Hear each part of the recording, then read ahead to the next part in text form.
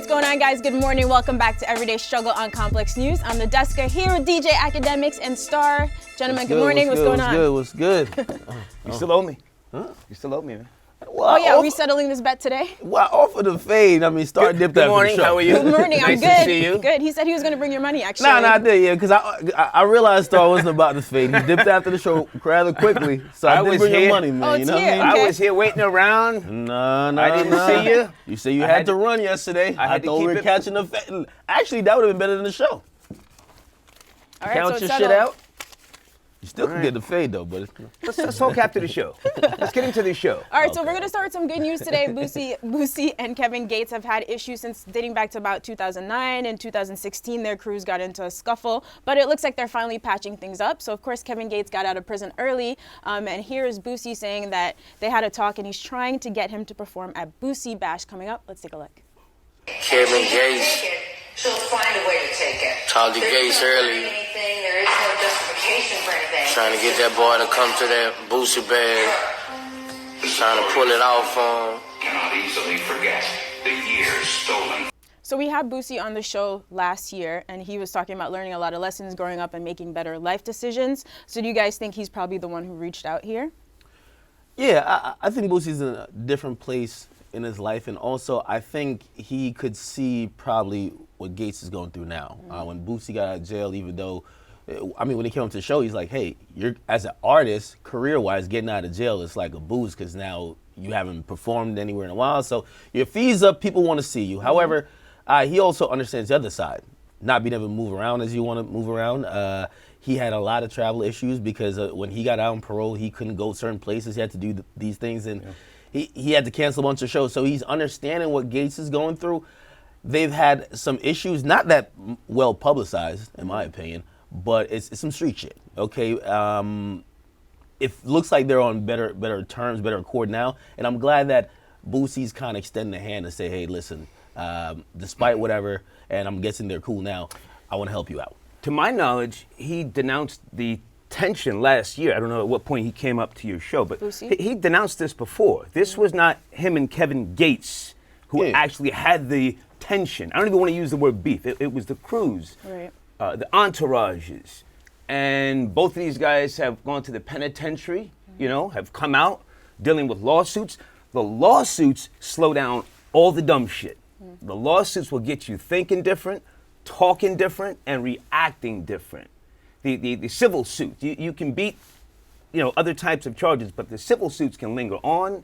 And if you're someone who is seen in the public, to be promoting something that could lead to some type of violent act, then you can catch even more tension. So again, I think that this is just two guys who are in a better place now. They've grown up, and I hope that urban, not just radio, but media platforms, promote this just as much as they promoted the tension. You know? Right. Sadly, in the world of urban radio, and I've been guilty of this myself, we promote the bullshit, and the bullshit leads to violence, and then that's when everybody starts pointing the fingers, and everybody from the crews and the teams start suing people.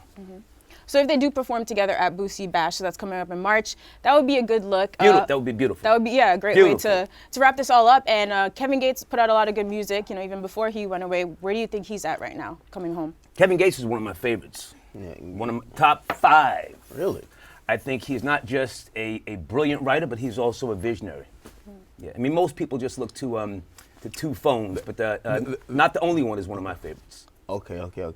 Because also, I think if you watch Kevin Gates, whether it's just through him talking, and of course if you really get into his music, you'll realize that he's just not the average street rapper as you make. Brilliant writer, in my opinion. Okay. Well, as far as his career now, he's been silent since he got out of jail. I thought he would have dropped an album just immediately.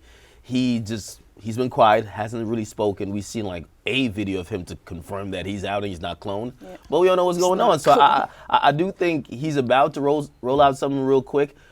This may not even happen. I'm not too sure when Boosie Bash is. It's like March 10th. Yeah, I don't know if in he's Louisiana. How do we know if he's ready to make his first public appearance? If he's been this quiet, and I could imagine it's probably leading up or he's working on an album. He did put up a post on Instagram saying send me beats. So who knows if he's trying to make his first appearance at Boosie Bash? Maybe there's even, again, no tension, but it feels like he is keeping quiet and silent as, number one, he's getting acclimated to everything that he missed while going to jail, but also setting up his projects. In my opinion, he's packing up the canon because he is a writer. That separates him from a lot of the other flock that, you know, go to the penitentiary and they come out and they're trying to reassess the landscape. If you listen to his catalog, and he's got a catalog, you know, he structures things right and he executes them well. And I think he's spending some time with his fine-ass wife right now, respectfully. So that's why he's been kind of quiet. Of course. He had a great marriage, you know, about his... Yeah. It was Drake or Drekel? I don't want to say nothing sideways, but he's spending some time with her, I'm sure. I mean, when you're away from your family like that, I mean, I don't have a family, so I wouldn't know, but I can only imagine that's why he's been quiet. And he'll come out with some fire. When he's ready. And big salute to her because her, just like Gucci's wife, when he was locked down, like she was holding him down. She put an album out. She was doing as much as she could do on a promo level. Yeah. She was getting fans in tune in terms of keeping them updated. I think she did a great job of holding him down while he was locked down. All right, so I don't know if you guys remember last year, Diddy at the Met Gala cropping the Jenner sisters out of a picture that he posted with Migos and Jaden and everything else. So he's back at it and no one is safe. So after the Grammys, he posted this photo with Kendrick, Jay-Z, and Nas. Really see a caption, 3 kings, great friends, love you guys, #, Black greatness. But when French Montana posted the original picture, we can see that French and Fab were not just cropped, because you could crop Fab. He photoshopped French out of this, which is hilarious. Diddy's great at social media. Well, Diddy got the whole Revolt team cropping out. And but would you do this though? This is pretty funny. I don't know why he did this. Like, I mean, what we do know he does is like black excellence shit. You know what I mean? And listen, of course, black excellence, but do they need to take French out the picture? I think there could have been another picture you used. But I will say, if I can jump in, to know Diddy is to love him. He's a genuine human being. He does a lot. People don't take into account he does charity work, charter schools in Harlem. He and I have a respectable relationship right now. We had tension in the past. It almost got into a physical brawl, and I don't want to sit here and talk about that and, you know, make it sound like some sucker shit, but we have mutual respect. Last time we spoke, I think it was 2012. And so stuff like this is not uncommon for him to do. It's not done to be malicious. No, it's fun, man. It's very funny. He enjoys his success. He spreads the wealth. He's not a fugazi guy. He does shit sometimes that people find to be questionable, you know, and he says things, but overall he's a good guy, and I think that this is not coming from a malicious place. It's just maybe it's just fun. Visually it was also better that they were in all black and Fab and French had the white shirts on. He was going for something here. Well, again, to his credit, we do have to, like, there's a little petty element there, right? Because I believe they could have found another picture you don't have to crop in Photoshop. He put literally a black bar for where her French was. Diddy has been on this black excellence wave. Black people come together, let's get money together, let's help each other out. He's been promoting this very heavy shit. He even changed his name to Brotherly Love. Or he said he was changing his name to Brotherly Love. Brother Love. Now, with all that, does that connect to this picture? I guess so. Because he's pushing that message not only through like cropping out pictures, he's saying we all need to come together. So I'm not gonna look too much into it, but it was way more funny when he cropped out the Jenners and Kardashians. Yeah. Like I don't know how Fab feels about this. He probably thinks it's funny. I don't think Fab has an issue. I mean, they just did an interview on the Drink Champs, and Diddy was talking a little reckless, and Fab just had a straight face along with Jada Kiss. You know, Diddy was talking a little reckless, but again, it was in fun. So I think something like this should be seen as just having fun. It's not that deep. It shouldn't be taken the wrong way. I don't know if I'm Fab, context. I might feel a little way, man, because if I'm thinking this is black excellence, nigga, I'm black. Don't crop me out. Photoshop out French Montana, but I'm in this bitch. Don't get me out of here. I'm here. I don't know what else to say on that, but it's an honor. It's an honor to get cropped. I thought he actually did it in. Well, I mean, he did say black greatness, and I think that's a distinction here. We have Hove, we have Kendrick, and we have Nas. If we're thinking about MCs, shit, like those are like that could be like a Mount Rushmore. right there. So maybe that's why he did that. And of course, they're black too, right? But if I'm Fab, man, put me back in that picture, man. Maybe he'll post another version of it. Hell no, All he right. never did that. So our guy DMX, unfortunately, is back in jail again. He was, yes, he was already facing prison time for tax evasion for $1.7 million in federal taxes that he dodged, and now he's tested positive for cocaine and opioids. So he's back in jail as of Tuesday. This is a pattern. It feels like he's always out for a few months and then back in, and it's really sad and difficult to watch. I'm sure people have tried to help him. You know what I mean? How is this? And if I can just jump in. Yeah. His situation, I'm going through that right now, and I have been for quite some time with my brother Buck Wild, who's in a program right now. And I'm going to take it off the table that I don't like DMX. I just don't like him. I can explain that at a later point in time. I just want to talk about his situation. And it's not that people around him aren't trying to help, but it's the individual himself or herself who has to want the help. You know, he uses God a lot. And that's how he, in my opinion, that's how he pulls people in. He justifies his actions by, you know, the theory of God or mysticism, and people give him a pass. But he's got to want the help. And what he's doing, yes, it's a pattern. It's going to continue, sadly, until either something tragic happens or his body just gets sick and tired of being sick and tired. That's what made me cut out the dumb shit in 1991. Just my body got sick and tired of being sick and tired. And then it caught up to me, and I had a liver transplant in 2008. But that's just my assessment. It's not that people aren't trying to help him. He's got to just slow down. And it's so hard to do that when addiction is just tough, right? There's so much to it. So how's Buck Wild doing now? He's in the program. And so you were addicted as well, right? And Clearly. Keep in mind, we're talking about cocaine with him too. Yeah. Cocaine and a bunch of other things. Like most recent when he got taken into custody, cocaine and some other things they found in the system. How did you go to rehab? Like how did you knock that habit? Because he just came out. My body got sick and tired of being sick and tired. Just that's the real of what happened. You know what I mean? Some people say that they find Jesus and whatever. My body had a breakdown in 1991. I said, holy shit. And I had to go to Martha's Vineyard Island to just relax and try and regroup for about a year. But with regards to DMX, yeah, it's either going to be a tragic end, and I don't wish that on him, or he's got to internally say, hey, I'm changing my life. Because you have people around you that are enablers. As long as he's generating money, and he's generating money, still he's on the road, he's getting paid. And I don't mean this in a disrespectful way towards the people around him, but as long as he's still paying them, or they can eat off of his machine, they're going to give it a pass. They're going to turn the other way, and you know, allow him to do what it is that he has been doing. Yeah, it's incredibly sad. I think with him having gone to rehab a bunch of times, and I'm wondering how much is rehab really helping him. If when he got out of rehab, they found cocaine in the system right after, and then most recently again they found cocaine in the system. I'm just wondering, even if I'm subscribing to that, which I am, the people around him are probably enabling, or just they're not intervening, right? I would guess that they have tried to intervene. Did you see this interview? It's a pretty famous interview with him and his son, his eldest son, and his son was heartbroken.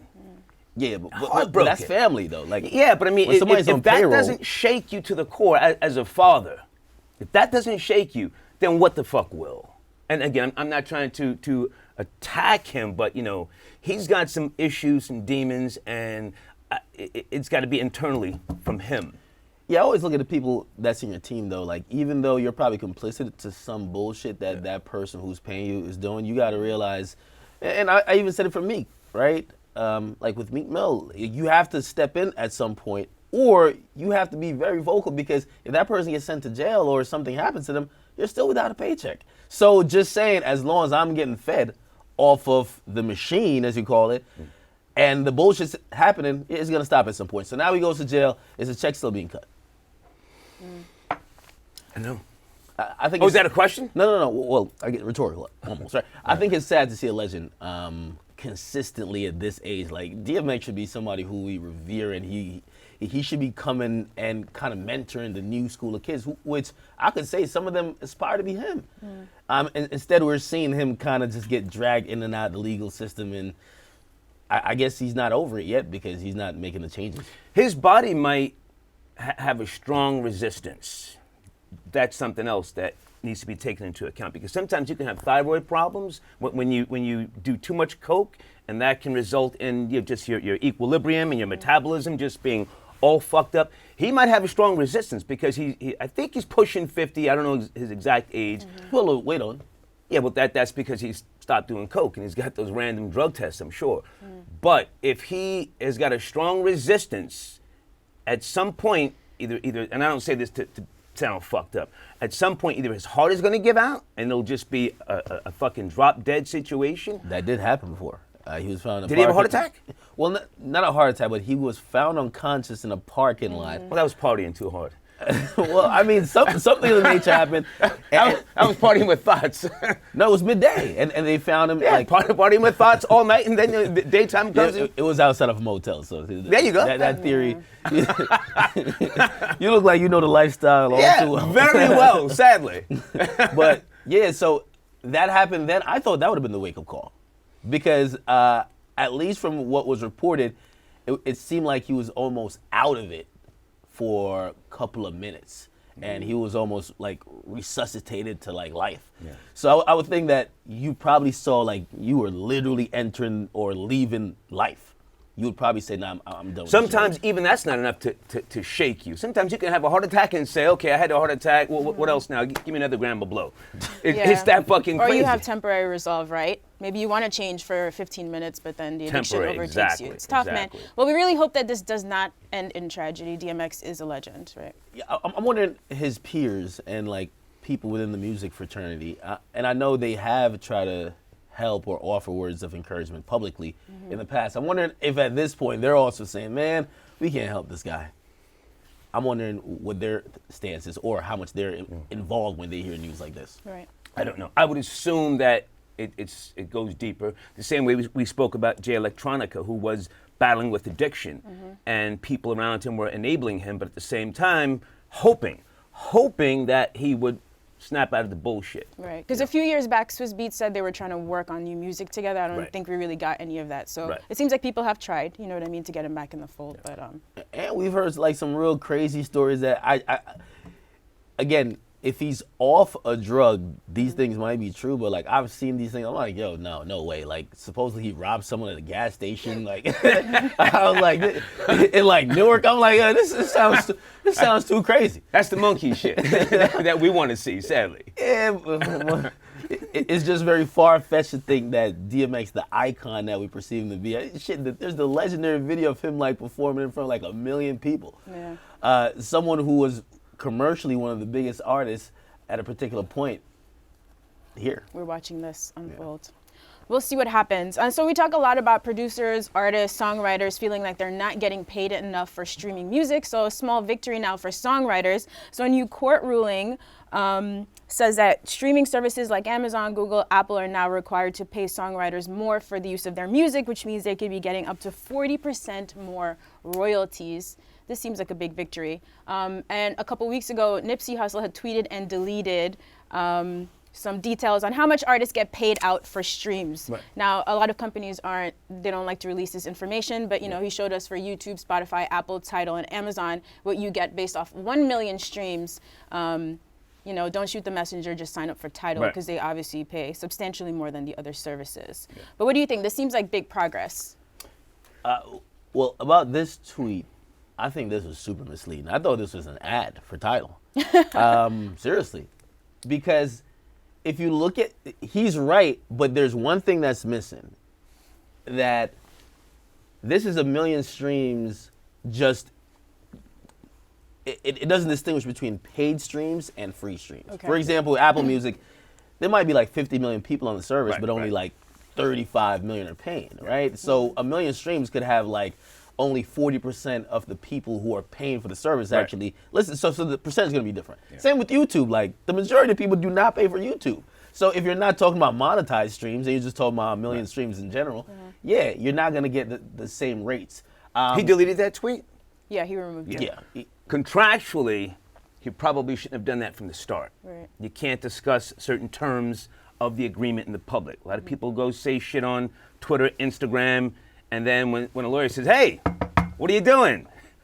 You know, we can sue you for that, or that's breach of contract. So that's why he probably deleted it. I think this is a great thing for writers, but at the same time, you have Amazon, Spotify, and with Pandora, other platforms now that are going to start squeezing the little man, per se. They're going to raise up the prices. Hey, we got to pay the writers more. So it's on the outside, it's a good thing for the writers, but people are going to be squeezed now with extra fees and streaming, as you just said, paid streams. Well, and I agree with you with one of these companies, or probably all of them, and some lawyers probably said, bro, what are you doing? Like, take this shit down. What are you doing? This time will probably take it.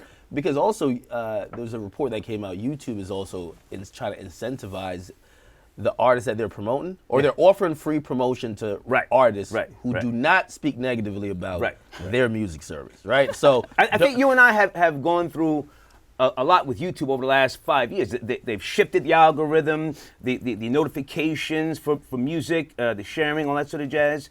So it's really a clamp down now on the little man and content creators. Lear Cohen's over at YouTube Music. He's the head of the music department over there, and great man. He cut me a 6-figure check one time. Yeah, love that man. And he's also trying to figure it out. Keep in mind, everyone's like dumping on YouTube in the fact that even if let's believe Nipsey right here, right? If Tidal's paying $12,000 and YouTube is paying $600, feels like it's the clear, easy way to go is to Tidal if you're an artist. Right. But it's just, Leor has his work cut out for him. We did hear from Jimmy Iovine, who is the head of Apple Music. He says streaming is not profitable at all. He's going to leave the company though in a couple months. So he recanted that. He recanted that story about him leaving. He did. Well, he didn't say publicly, but the rumor circuit is that after his shares vest or whatever, he's dipping. But regardless, he didn't recant the quote about streaming being profitable. Okay. He basically said it's not a profitable business right now, and despite what you might think and the numbers you're seeing, we're not at the point of profitability. But they're looking further in the future. So we'll see where we get to. As for the artists, I do think it's a little bit, there's a disconnect there in terms of trying to get the fans to care about what the artist is probably seeing, right? Because if I'm a consumer and I just enjoy listening to songs through whatever algorithm on YouTube, not because YouTube's only paying you $690, I'm not switching the title for that. That's me personally. Maybe another fan would. Jimmy Iovine might be thinking in old man terms. For him to denounce that it's not profitable in the world of streaming is trying to set a tone so that people won't look to streaming to make money. He might, and I say that respectfully, he might be thinking in old man terms. The same way you had a guy, this is going back, Tommy Mottola, who was running CBS, which became Sony. The ground shifted up under his feet. He couldn't figure this shit out. And they tossed him, or he left. I'll just say he left. He couldn't figure this shit out, and he was trying to play catch up with the internet that was just popping off at the time. So I wouldn't take Jimmy Iovine's word as law right now. He's an older guy, and he's part of the machine. He's a corporate guy, so he's gonna say shit on behalf of the machine, so that the little man doesn't get too hyped and too charged, and doesn't try and figure out a way how to fucking make $1 million, off the rip. Yeah, and that might be true to some extent, but I don't see him as the old guy. He seems kind of progressive. He's old. He's old, but in his thought process, he's old, white, and rich. He's old. Yeah, but in his thought process, he seems progressive with realizing that. I mean, this was the year that streaming was accounted for the majority of income. Yeah. More than CDs. I make more money off of streaming than I do off of posting fucking videos. Yeah. Don't you? No. What? I said, do you make more money off of streaming than posting videos? Yeah, of course. Exactly. No. Well, no. No, you make more money posting videos, sir. Yeah, I do $40 million a month, man. That's different. You probably have a different agreement, but me personally, and I think other people coming up, because YouTube has clamped down and they make it so fucking hard for people now posting videos. Well, you may be talking about something different though. Like I'm not too sure. Just live streaming. You're talking about just live streaming. Live streaming. The rates there probably wouldn't be. You probably through donations and stuff, but the rates there aren't. That's from direct user. But Right. I mean, even YouTube is trying to adopt that with YouTube Red, where they could buy into this thing. Right. As far as the artists go, I think they are fighting the good fight. I think Taylor Swift, when she initially did it, we all looked at her crazy. She was definitely on the right path. She was. She stood up to Apple saying this is not enough. At that point, we didn't understand it until we were realizing that it takes almost it's like 1,000 streams before they get a penny. Right. Yeah. And so the crazy thing, so the songwriters are actually fighting to get a per stream rate. That clearly didn't work out, but they still won because actually the streaming service were trying to decrease what they were currently getting. Right, so it feels like this is just the first step in that battle, even though it's a small victory for them. Well, you know what's also interesting here is the people who claim they're not getting paid. Like, for example, there was a very popular song, they did an article on it, that streamed a lot. It was on YouTube. And I think the writer or the producer said, yeah, even though the song streamed 60 million times, or it was like, I think it was in the hundreds of millions. Okay. Is that I only got a check of less than $1,000. Yeah. And I don't think that's necessarily all telling about the streaming service. I think it also has to do with the contracts where you have with the record company. The record company, some of these people are in older contracts that don't really account for streaming. You don't have favorable deals. Right. So if you're in a shitty deal because you signed years ago before this streaming renaissance and your contract isn't set up for this new wave, you're probably getting fucked. Like you have to be aware of the wave we're in, and you have to make sure your contracts actually say that. Right. I think also what's important about this victory, as you just said, is that the information is there now. It's available to writers. You know, years ago, writers didn't understand certain things. They would sign away their publishing. They didn't know the difference between mechanical royalties or clearance forms with the ASCAP BMI. Or you would go into a deal and just forfeit your shit off the top. And I don't want to say any names, although I could, but there are certain hip-hop moguls that were known for, hey, here's a contract, I'll give you $200K up front, but just... I thought that was standard. What's that? I thought that was a standard. Just fuck you. If you ain't reading it, fuck it. And, you know, give us all the rights for either a certain amount of time or a permanent license. You give somebody a permanent license, you're fucked. But anyway, so the point I just want to say was that I think this is great because the information is there. It's at your fingertips now, whereas 2 years ago, you know, people didn't, if you didn't go to school and get educated, you could really be fucked. And then, you know, 20 years down the road after you wrote some big ass hits, you're fucked up and you're still paying a mortgage and you're just ass out. Small victories. Yeah. All right, so Tekashi 6ix9ine, so he had 3 big hit songs, Axe Guy, and now he's teasing his new album. He said, well, his new project, is dropping February 23rd, and he previewed a song with Tory Lanez. Now we know that Akademiks loves snippets, but let's see if you're as big of a fan. Let's check this out. Shooter with me got his hand on the spot. We ain't throwing hands in the bitch, no. We ain't throwing hands in the bitch. Throw a couple bands in the bitch. Tell a bitch to do a dance on the dick. Hands off the bed, and she leave playing when I wanna be tough, nigga. All right, so at this point, it seems like you could predict a Can I hit go based first? off the snippet. Yeah, exactly. So we actually want to hear what Star has to say based off of this. Not because I think I know what you're going to say, but because I want to ask you something. When we first met, I said, I want to believe this guy. I want to believe him. I like to give the younger crop a chance coming out the gate. Believe what? Well, just hang on. I like to see after their first big success if they can bounce back or if they become a corporate whore. This track, I think, buys him more time. It buys him more time. Right now, his flow, his cadence, his approach, in my opinion, and I went through all of his shit, months ago. It's very redundant. I'm not convinced that he'll be around next year. But this track here buys him more time with Tory Lanez. Tory Lanez.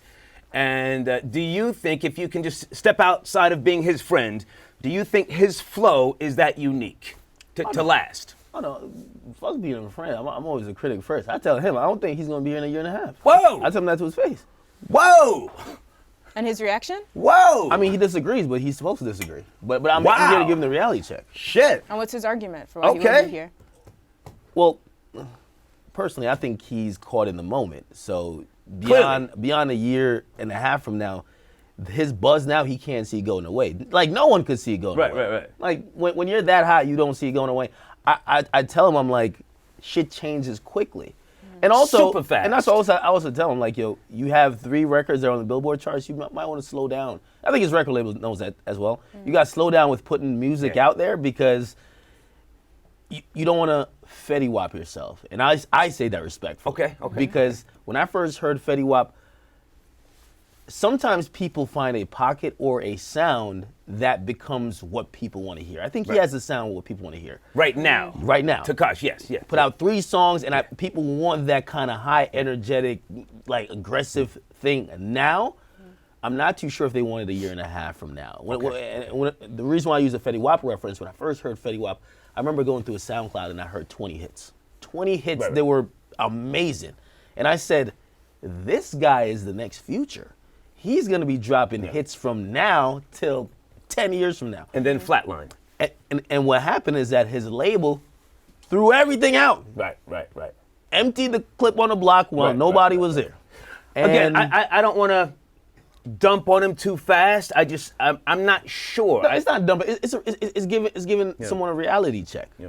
You get me? Like you have to give someone like him a reality check that he knows where he's at and what he has to battle against, unless he's going to end up just like the prediction. Yeah. You might not be here. But I will say, to his credit, he's clever. Not necessarily intelligent, but he's clever. He knows how to shift gears. He was on that horrorcore shit when he first came out. One of his videos, he had some chick with the hooks. One of his videos, he had a chick with some hooks in her back, and it was like a throwback to the grave diggers and all that shit. And that stuff didn't work, respectfully. And then he shifted gears, and then he came out with the flag, Suwoo, and all that fly shit. So he's popping, but I'm not sure. I think he's progressive. But I think this buys him time Okay. with Tory Lanez. But then on top of that, he has pending legal issues, right? And so now currently, he's facing jail time if he doesn't pass his GED. He did fail it again. The judge does not seem to be amused because this case has been going on for a while, but she did give him another chance. Do you think that he's focused enough to pass this and stay out of jail right now? No. Oh. I don't think he is at all. Whew.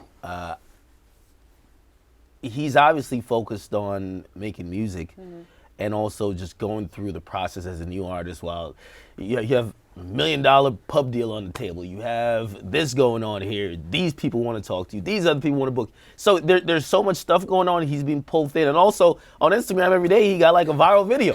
So with all of that, I don't think he's really doing too much. Yeah. doing too much. And he, on his priority list, which is probably fucked up, the GED's down here. Oh, shit. The GED's down here. I'm not gonna lie. You're putting a knife in your boy's back. No, because I gotta respect that. No, you have to be real with someone if you consider them your friend. I'm not on his payroll. Church. I'm not on his payroll, so I'm Church. supposed to give him that honest truth. The day before he went into court, I talked to him, and he brought that up, and I was like, "Are you kidding me?"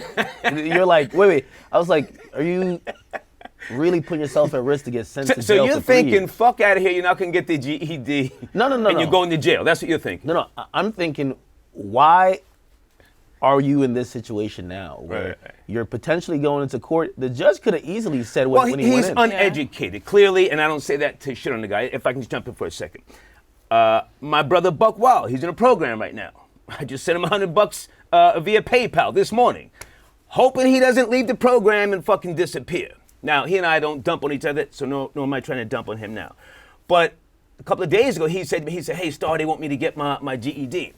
And I'm thinking, nigga, please get the GED. I've been trying to help you get the GED for 15 fucking years. Now, I'm hopeful that he will buckle down and get it, but I don't know. But you're saying Tekashi, it's not going to happen. Right. No, he's going to get it. I just don't think he's focused on that. Honestly, being around him, I think very smart kid. He's probably one of the smartest rappers when it comes to going viral. I consider him a content creator. He's like a YouTuber. Clearly. Every day, in 3 seconds, he might see some shit and be like, he's going to make a video, it's going to go viral. Everyone's going to talk about it. So that's a skill to get to court attention, to get people to talk about you. I think if he focuses and buckles down and applies that same type of effort to getting his GED, he will. My only thing is that, and I was saying that he was telling me he was going into court the next day, and they might send him in to jail because he didn't do his GED. I'm like, why would you ever be in that position? If you're at this stage right now, you cannot put yourself at risk to be in jail for any reason. Was You that can't very get in- nonchalant the way he said it? Was he concerned? Like, oh No, shit, it was I made a concerned. mistake? It was concerned, but if it felt like, oh shit, it's court tomorrow. Like shit, I've been busy with a lot of shit. The court date is tomorrow. Again, they did get another adjournment, which is in April. I'm hoping, and the conversations I'm gonna have with them will be just that. It will probably be more stern than this, just because, again, the people around him, if they care about him, they should be having the same conversation. The same thing we're saying with DMX. The same thing we say with any famous person who's getting a lot of money. If you're not having these conversations where you're saying you're fucking up and you're not checking them like that, if you're giggling it off, it's not good. I don't wish jail upon him, but sometimes jail can be a great equalizer for people. Slow them right the fuck down, and you will get focused. When you're sitting in that fucking cell, you'll get focused and you'll find the time. So, I mean, I hope he does, figure it out, but if not... Well, a little bit of jail, maybe like a couple of months, maybe a year. Kevin Gates just did a year. He's going to get 3 years. And Tekashi? Yeah, because he was spared the years for his charges. If the judge said, if you stay on probation, don't fuck up, if you do community service, you do these other things, and also complete your GED, you should have knocked that out. This has been going on since 2015. We're in 2018. You had 3 years to complete it. You ain't been that busy. You just got busy now within the last like 6-7 months. Now you're He's been hot. focused on the bullshit. Yeah, well, he got to get focused on the right shit. That now that you got it, and he made a great video yesterday, like, hey, I can finally like feed my family off rap. Yeah, you don't want to lose that. It would be stupid I saw too. that. I think I saw that. You'd be stupid to do that. So, and I couldn't have too much sympathy because you had it in your hands. Right. Have you heard any more music? And is he the type of artist you're expecting a dope project from, or just a few really good songs? I have heard his project, and I have heard some other songs. You see, there's a sound that people know him for. There's a mainstream sound. That's the song. Even the one with Tory Lanez is kind of more mainstream. What you were talking about with the hooks and all that shit, look, there is a underground sound that's the stuff that he didn't has. pop, but he went through it, and I said he shifted gears. I give him credit for turning it around. On his project, he has that sound as well. Oh, So really? it's a mix. Okay. I think he's trying to curate a fan base, and I think that's important. A lot of times when artists get hot, they don't realize that the people who are checking for them, who are on your Instagram, who are your fans, they're not your fans. They're there for the song. Right, Once right. that song is done, they're out of here. Right. So right. I think he's in the stage of trying to figure out, how do I get a core fan base? Because these songs now, they're just popular. Yeah. They're not really getting me a fan base. So he's trying to go back to his underground sound a little bit, but while keeping that mainstream sound to, of course, hit the charts. Okay. February 23rd, that's coming up soon. We'll see what it is. I will say what's interesting, though. 6 months ago, this kid, no one was touching this kid in terms of rappers trying to collab with him. Producers were saying, fuck out of here. Don't touch my beat. Just because of his charges. Niggas smoking hot now. There's a line going out of his studio. Every rapper called wants to do a capitalism. track. Every rapper wants to do a track. That's the culture. Capitalism. Nobody gives a fuck. People just want to eat. Crazy. That's a fact. All right, tell him to get that GED. That's our show for today. Guys, thank you for watching. We'll be back here tomorrow, our usual time at 11 a.m. on Complex News.